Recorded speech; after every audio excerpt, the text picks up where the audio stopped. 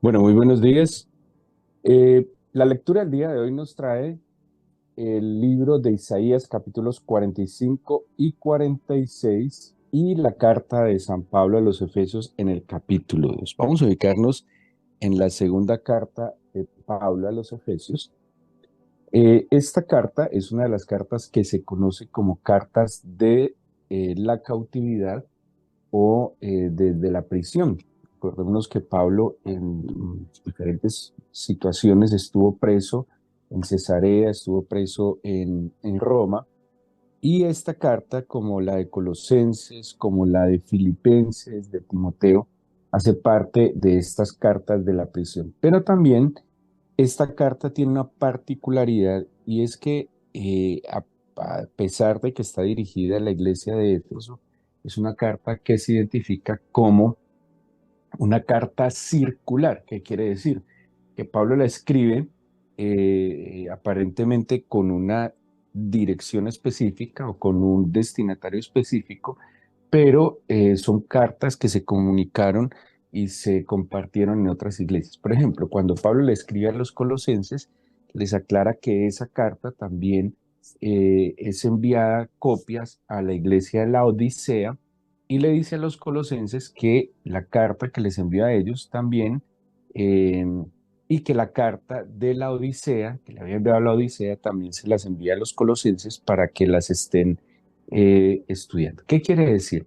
A diferencia de la carta a los Corintios y Gálatas, que son como respuestas a situaciones específicas que está viviendo la iglesia, acordémonos que, por ejemplo, las cartas de Corintios manejan muchos temas por muchas situaciones que están viviendo los corintios, inquietudes, eh, dificultades, mucha necesidad de instrucción y de corrección. También los Gálatas tenían el problema de la judaización, de algunos que habían venido a exigirles que debían judaizarse para entrar en el cristianismo. La carta de los Efesios es más bien un tratado teológico por el mismo contenido. Es como si Pablo desde la cárcel, inspirado por el Espíritu del Señor, tuviera la necesidad de compartir a estas iglesias unas verdades que tenían que entender. De allí entonces, el contenido de Efesios nos va a dar unas herramientas muy importantes para el conocimiento del Señor, de su obra. El capítulo 1, como es la fórmula de las epístolas, digamos, el modelo de las cartas, empieza con el saludo donde Pablo se identifica como apóstol de Jesucristo y también nos ubica a quién está dirigido este escrito, a los Efesios, a la iglesia que está en Éfeso. Y el versículo 3 nos va a empezar a mostrar una verdad espiritual extraordinaria que tiene que ver con lo que somos, una identidad en Jesucristo, ¿sí? Dice el versículo 3 del capítulo 1, dice, bendito sea el Dios y Padre de nuestro Señor Jesucristo, que nos bendijo con toda bendición espiritual en los lugares celestiales en Cristo Jesús. Hay algo que nos ha concedido el Señor de una manera muy especial, y es una identidad, ¿sí? Una identidad. Dice Juan 1:12, una potestad de ser hechos hijos de Dios. eh, para, lo hemos visto para el judaísmo, para la religión del judaísmo, los gentiles eran vistos como hombres, claro, como eran incrédulos, como no conocían al Señor, entonces eran considerados malignos, malvados. Hay otras expresiones un poco más fuertes que tenían por el desconocimiento y reconocimiento del Señor. Así que un pueblo que aparentemente no era pueblo, el pueblo gentil, viene a ser, y lo que Pablo está transmitiendo es una verdad eterna muy compleja, de que lo que se consideraba que no calificaba, lo que se consideraba que no tenía por qué acceder a la gracia del Señor, pues en Jesucristo, el Señor nos da esa oportunidad de ingresar a a ese lugar privilegiado de ser tomado como su pueblo, ¿sí? Como sus hijos, y no solo como su pueblo, sino como sus hijos, que es algo muy particular que también nos enseña el Señor Jesús. Generalmente el pueblo de Israel se veía como el pueblo de Dios, ¿sí? Y seguramente a Dios lo veían como su todopoderoso, quien les favorece, pero el Señor Jesús rompe un poquito una distancia que se daba en esa relación entre Dios y su pueblo y nos lleva a una relación de padre e hijos, ¿sí? Eh, de allí la expresión constante del Señor a Dios como Padre. Incluso estudiábamos el fin de semana en la iglesia cómo se refiere incluso como Abba en la expresión del niño que le dice a su padre tiernamente, como le diría un niño hoy, papito, ¿sí? O padrecito, o papi, que es una expresión más de niño. Así que Pablo nos va a empezar a contar aquí esa identidad y esa posición. Esta es otra expresión muy importante, una posición que nos da en el Señor Jesús. Todos en este mundo, de alguna manera, buscamos un reconocimiento, buscamos eh, unos beneficios, buscamos que estar en un buen lugar, ¿sí? Y lo que nos va a empezar a enseñar Pablo en Efesios es una posición que tenemos en el Señor gracias a la identidad que tenemos en Jesucristo. Algo así, cuando nosotros somos revestidos del Señor por su Espíritu, es como si el Padre, cuando nos viera a nosotros, viera total y absolutamente al mismo Jesucristo. ¿Sí? Es esa identidad. Por eso el bautizo es esa inmersión en el agua donde estamos completamente revestidos, permeados por el agua y estamos fundidos en Jesucristo. Cuando el Padre nos mira, ya no ve al pueblo ajeno a las promesas, sino que ve en una identidad a su propio hijo. Y mire lo que Pablo le enseña a los efesios, perdón, sobre estas verdades, sobre esta posición, sobre esta identidad en Cristo. Dice, bendito sea el Dios y Padre de nuestro Señor Jesucristo, que nos bendijo con toda bendición espiritual en los lugares celestiales en Cristo. Entonces, de entrada nos está diciendo benditos, ¿sí? Benditos. Hemos hablado que la palabra bendición en el Antiguo Testamento tiene dos sentidos. Dios, la palabra en sí implica inclinarse, ¿sí? Esa palabra de bendición implica inclinarse. Quiere decir que yo me inclino ante el Señor para adorarlo, reconociendo su favor.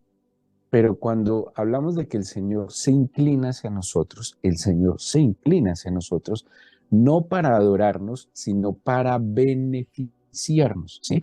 Claro, Él es soberano, supremo, glorioso, y Él entonces se inclina hacia nosotros para beneficiarnos, para favorecernos. Entonces, en ese doble sentido, dice que nosotros hemos sido bendecidos con todas las bendiciones, o sea, con todos los beneficios espirituales en los lugares celestiales. Ahí hay una posición y también nos habla de una identidad en Cristo Jesús. O sea, todo lo que el Eterno Padre quiso concedernos está en Jesús.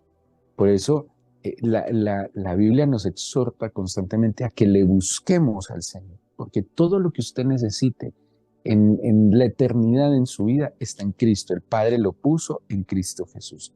Dice el versículo 4, según nos escogió en Él, ¿sí? Entonces aquí vemos como algunas bendiciones que nos concede el Señor en Cristo, en identidad en Cristo, y es que nos escogió. Eso es muy importante, porque ser elegido, ser escogido, de alguna manera genera en el corazón cierta seguridad, cierta confianza, pues el Señor ha tenido a bien extender su misericordia sobre nosotros. Ser escogido es importante, porque lo contrario a ser escogido es ser rechazado. Y de alguna manera esta elección fortalece nuestra valía, nuestra autoestima. Sí valemos, tenemos un valor incalculable para el Señor, tan incalculable que Él entregó su propia vida por cada uno de nosotros. O sea, de alguna manera entender y encontrarse con esta posición, con esta identidad en Cristo, debería anular en nosotros cualquier tipo de inseguridad o complejo de inferioridad o impacto de rechazo que hayamos tenido en cualquier momento de nuestra vida, porque Él nos escogió. ¿Por qué? Hallamos gracia en sus ojos. Vio algo que tal vez nadie más vio. ¿Sí? Hay unos estándares en este mundo pues, que hace que elijan a unos y rechacen a otros. Pero esos estándares son muy diferentes para el Señor y Él nos miró con agrado y nos escogió. Nos escogió, pero ¿en quién? En Cristo. Dice el versículo 5, en amor, habiéndonos predestinado para ser adoptados hijos suyos por medio de Jesucristo. Este otro beneficio, esta otra bendición, es que además de que nos escoge, nos adopta, ¿sí? A mí siempre me ha parecido admirable el tema de la adopción. Me parece admirable que personas por las circunstancias que sean deciden darle la oportunidad a niños que por circunstancias, algunas muy dolorosas, fueron abandonados, ¿sí? O que no tuvieron o que perdieron a sus padres. A mí la adopción me parece un acto de amor sublime. Y dice que el Señor, no siendo hijos, siendo ajenos, extranjeros, nos adoptó. Lo más particular de la adopción es que los mismos derechos que puede tener un hijo biológico los adquiere un hijo adoptado, ¿sí? O sea que legalmente el Señor asume la responsabilidad de nosotros y esa adopción implica que ya no estamos desamparados. Esa adopción implica que ya no estamos eh, marginados, sino que hay alguien que está respondiendo por nosotros. Es muy importante en la vida tener respaldo, es muy importante sentirse acompañado, respaldado en la vida. Esa sensación de orfandad no es una buena sensación, ¿sí? No es una sensación que genere mucha seguridad. Así que esta adopción nos da a nosotros la certeza que hay alguien que responde, ¿sí? Que hay alguien que está atento a nosotros.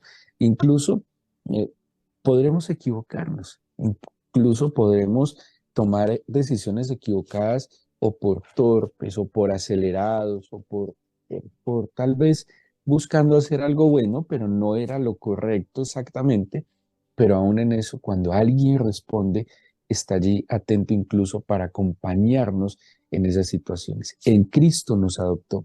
Pero dice más adelante, el versículo 7, en quien tenemos redención por su sangre, el perdón de pecados. ¿Qué más nos concedió? ¿Cómo más nos bendijo el Padre en Cristo? Dice que nos redimió, o sea, nos rescató, nos liberó del efecto nocivo del pecado, de la muerte que trae el pecado, ¿sí?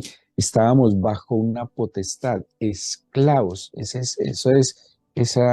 factor comercial que comenta el reverendo Scofield en su Biblia comentada sobre una transacción comercial que se da en la salvación, y es que nosotros estábamos bajo la potestad de las tinieblas. La redención tiene que ver con un mercado de esclavos, y la manera de redimir era pagando un precio para liberar a ese esclavo. Estábamos esclavos de la muerte, esclavos del pecado, esclavos de una condenación eterna. El Señor paga el precio de su propia vida por nosotros y nos da una oportunidad nueva de vivir de manera correcta. ¿Sí? Tenemos la oportunidad. Luego dice la Biblia, en el versículo 10, estamos en Efesios 1:10, dice, de reunir todas las cosas en Cristo en la dispensación del cumplimiento de los tiempos, así las que están en los cielos como las que están en la tierra. El Padre en Cristo Jesús dice que reunió todas las cosas. Ahora, le recuerdo que la primera palabra de la Biblia y del Evangelio de San Juan es en el principio, ¿sí? En el principio. En el caso de Génesis dice, en el principio creó Dios los cielos y la tierra. En el caso de Juan dice, en el principio era el verbo y el verbo estaba con Dios y el verbo era Dios. Esta palabra en el principio en hebreo es Bereshit, Bereshit, una palabra compuesta. Y esta palabra compuesta está el prefijo be, que quiere decir en, ¿sí? Y la palabra reshit, que quiere decir, entre otras cosas, tiene varios significados con lo mismo. De hecho, de ahí viene la palabra cabeza. Rosh es cabeza, reshit es principio, o sea que perfectamente traducido en el principio. Pero también se puede traducir como primicia, que son palabras que tienen la misma idea, primicia, principio, pero también esa palabra reshit quiere decir primogénito, ¿sí? O sea que si yo tomara, hiciera una traducción, yo podría perfectamente, en vez de decir en el principio, podría decir en la primicia, pero también podría decir en el primogénito, ¿sí? Y esto es muy tenaz porque si tomamos lo que dice Génesis 1.1 y lo que Pablo nos está diciendo en Efesios 1.10, dice que todas las cosas las reunió en Cristo. Todo lo creado está en Cristo. O sea que si lleváramos esto al Génesis, perfectamente podríamos decir, en el primogénito creó Dios los cielos y la tierra, ¿sí? O sea que Cristo mismo estaba presente en la misma creación. El Padre decidió en Cristo poner todo lo que le iba a conceder a la humanidad, ¿sí? Todo, todo está en Cristo. Por eso la Biblia nos exhorta a que busquemos, dice, creo que es el profeta Oseas, buscadme y viviréis. En Él está la vida, en Él está la esperanza. Ahora, cuando yo le busco, seguramente todos tenemos necesidades y seguramente todos buscamos al Señor, sobre todo por las necesidades. Pero cuando yo voy al Señor a buscarlo por X necesidad, el plus de buscar al Señor es que Él no solo va a suplir esa necesidad, a veces no va a suplir específicamente esa necesidad, sino que nos va a suplir una necesidad que nada ni nadie nos puede suplir. Y es esa necesidad profunda de ser amados, de ser perdonados, de ser llenos en nuestro espíritu.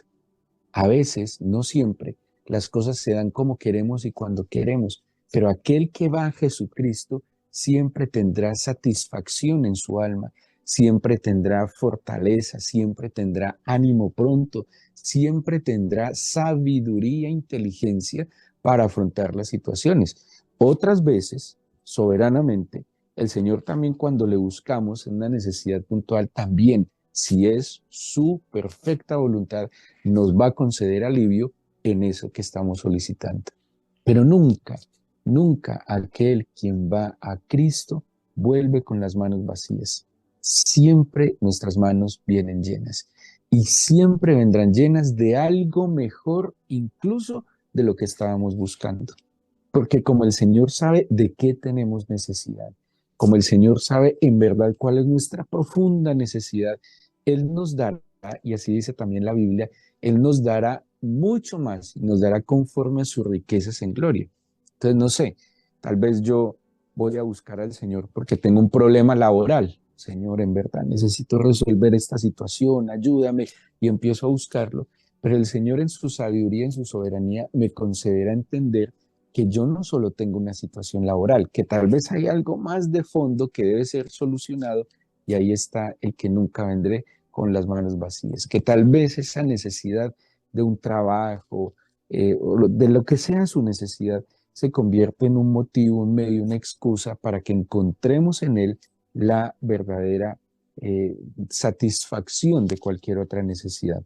Dice además la Biblia que en el versículo 11, en él tuvimos herencia, en él tuvimos herencia.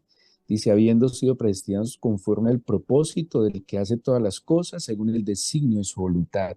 El Señor, el Padre, en Cristo, nos ha dado una herencia. Y dice la Biblia, es una herencia incorruptible, es una herencia inmutable.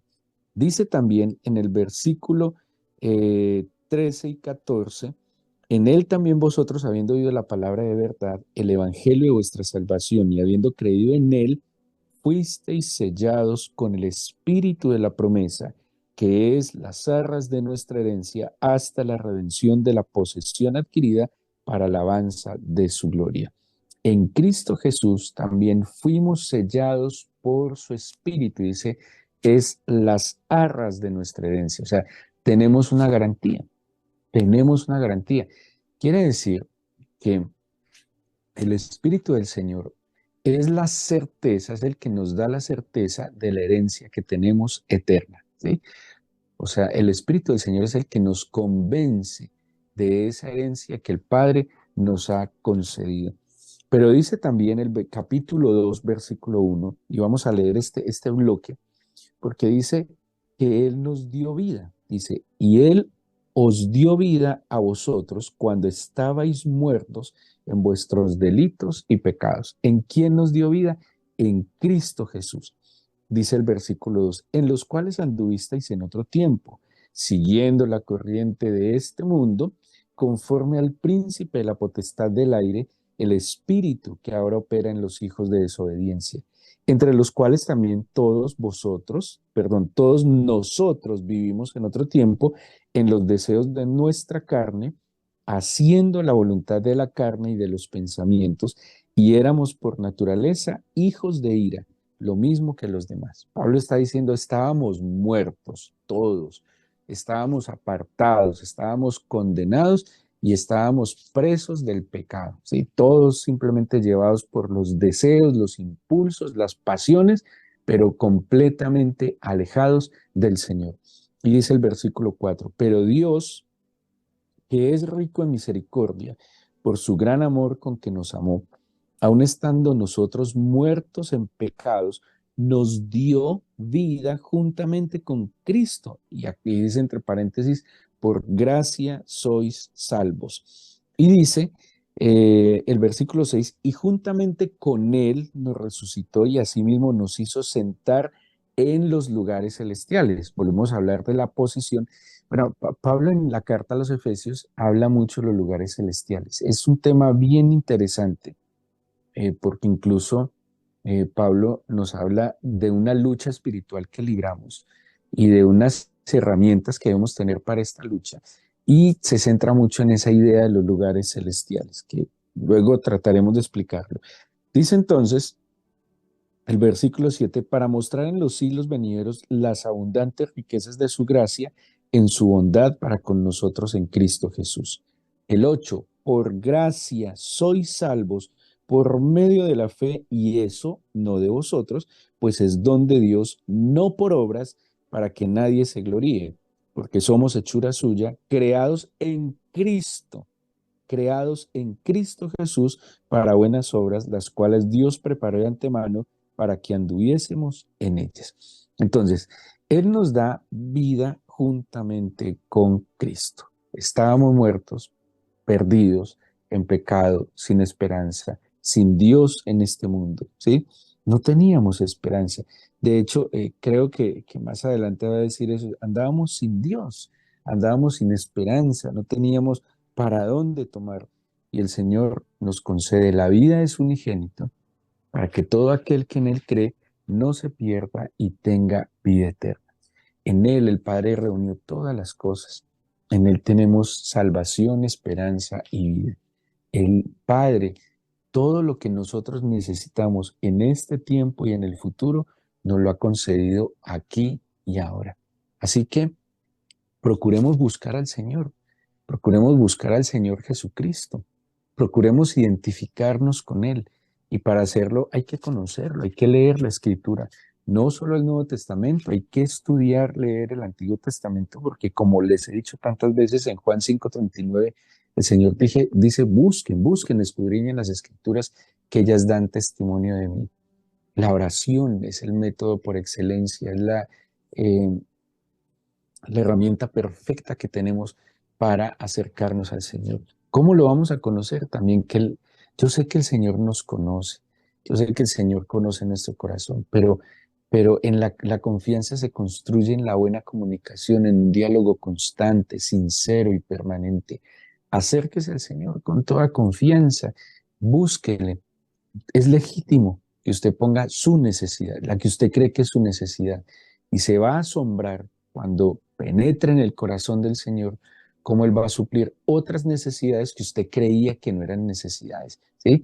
A veces hay cosas que creemos que no tenemos necesidad, pero el Señor sí sabe de qué nosotros carecemos y Él está dispuesto a suplirlo, todo está en Cristo. Así que iniciando esta semana y terminando este mes, acerquémonos al trono de la gracia, a Cristo Jesús, quien está sentado a la diestra del Padre, en quien el Padre reunió todas las cosas y que ha sido declarado Señor de señores y Rey de reyes, el supremo y soberano del universo. Y podemos tener audiencia personal con Él. ¿A quién más importante podríamos dirigir nuestras palabras, sino a ti, Señor? Y con gratitud empiezo este día, Señor. Y con gratitud, Padre, en el nombre de Jesucristo, me acerco para recibir lo que tú consideras que tengo necesidad en este día. Ayúdame a identificarme como tu Hijo en nuestro Señor Jesucristo. A ti, Señor Jesucristo, dirijo mi oración. Te bendigo y te exalto y te pido que me acerques a tu corazón, que me ayudes a conocerte, que me ayudes a entenderte. Así como tú te despojaste de tu deidad y estuviste en medio de nosotros para conocernos e identificarte con nosotros, ayúdame a identificarme con tu naturaleza. Ayúdame a identificarme como tu redimido, a ti como mi Señor. Ayúdame a identificarme como hijo del Padre, porque si bien fuiste el unigénito, pasaste a ser el primogénito. Compartiste, Señor Jesús, con nosotros la paternidad del Eterno, porque nos acercaste al corazón del Padre Eterno. Por eso, Señor Jesús, tú sabes hoy de que tengo necesidad. Inclínate hacia mí, mi Señor. Inclínate y favoréceme. Una sola palabra tuya es suficiente. Una palabra tuya sana, libera, limpia. Una palabra tuya crea, Señor. Y una sola palabra tuya es la que necesito hoy. Pero yo también me inclino ante ti para bendecirte, para adorarte, para reconocerte como mi Señor y mi Salvador. Toma el control de este día. Danos de tu espíritu, Señor. Danos dirección, danos sabiduría, danos inteligencia. Señor, guíanos.